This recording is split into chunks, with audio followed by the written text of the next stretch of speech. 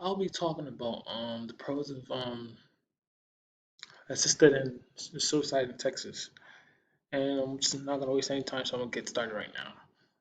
Um, well, the right to assisted suicide is a big issue that affects people in the United States. Discussions go back and forth about whether, with the help of a doctor, a sick patient has the right to death. Others are for it because of their compassion and respect of dying. Physicians are also divided onto the issue. They defer where they're placed the line that separates relief from dying and killing. And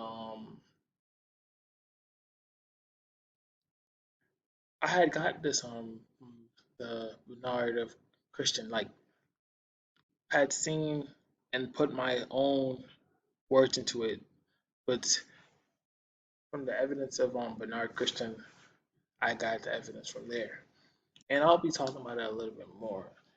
But I feel like today the medical technology today has achieved remarkable prolonging the lives of human beings. And it can support a patient's failing lungs, and medicines can sustain that patient's psychological processes for those patients who have a realistic chance of surviving an illness or accident. Medical technology is science's greatest gift to mankind. Um, for the terminally ill, however, it is just a means of prolonged suffering. Medicine is supposed to be the suffering that a patient undergoes. Yes, the only thing that medical technology does for a dying patient is give the patient more pain after days and days. But some terminal patients in the past have gone to their doctors and asked for a medical that would take all the pain away, like lethal drugs. For example, as Ronald Dorkin recounts, Lillian Boys, an Englishwoman who was suffering from a severe case of arthritis, begged her doctor to assist her to die because she could no longer stand the pain. Another example is Ali Khalil. According to Kavorn's attorney, that's his attorney, was a pain specialist. He could get any kind of pain medicine. But he came to Dr. Kavorn. These are terms. These are times when pain medical medication does not work. Terminally ill patients should have the right to assisted suicide because it is the best means for them to the end caused by an illness which no drug can cure. A competent terminal patient must have the option of assisted suicide because it is best interest of that person. Human life is expensive, and in the hospital, there are only a few affluent terminal patients who can afford to prolong what life is left in them. As for not so affluent patients, the cost of their lives is left to their families. Of course, most firms do not consider the costs while the terminally ill loved one is still alive.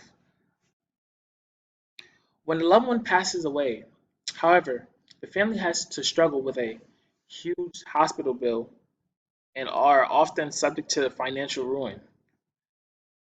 Most terminal patients want their death to be a peaceful one and with as much consolation as possible.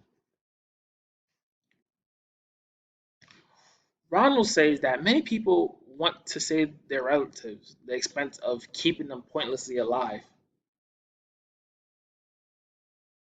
but to leave the family in financial ruin is by no means a form of consolation. Those terminally ill patients who have accepted their imminent death cannot prevent their families from plunging into financial debt because they do not have the option of halting the medical bills from piling up. If terminal patients have the options of assisted suicide, they can ease their family's financial burdens as well as their suffering. But finally, many terminal patients want the right to assisted suicide because it is a means to endure their end without unnecessary suffering and cost. It is an inherent right which does not have to be given to individual. It is a liberty which cannot be denied because those who are dying might want to use the liberty as a way to pursue their happiness. Voices of the absurdity of curbing the right to assisted suicide, saying that a law which does not make anybody do anything, that gives people the right to decide and prevents the state from prosecuting you for exercising your freedom not to suffer. But it violates somebody else's constitutional rights is insane. Ill patients, ill patients should be allowed to die with dignity. Choosing the right to assisted suicide would be a final exercise of autonomy or for the dying. They would not be seen as people who are waiting to die, but as humans making one final active choice in their lives. As Darden put it, whatever view we take about, we want the right to decide for ourselves. On the other side of the issue, however, people are against assisted suicide do not believe that the terminally ill have the right to end their suffering. They hold it they hold that it is against the Hippocratic oath for doctors to participate active in the active things. Perhaps most of those who hold this argument do not know that. For example, in Canada, only a few medical schools use the Hippocratic Oath because it is consistent with the premises. The oath makes the physician promise to relieve pain and not to administer deadly medicine. The oath cannot apply to cancer patients for treatment cancer. Patients are given a form of medicine that is poisonous to the body. So that's the reason why I picked that as a pro because like it's more to it than not to have suicide because it's a serious thing not only in Texas but around you know around everywhere in every state or most states and I feel like this was a good I feel like picking the pros was great and I know I had I had mentioned other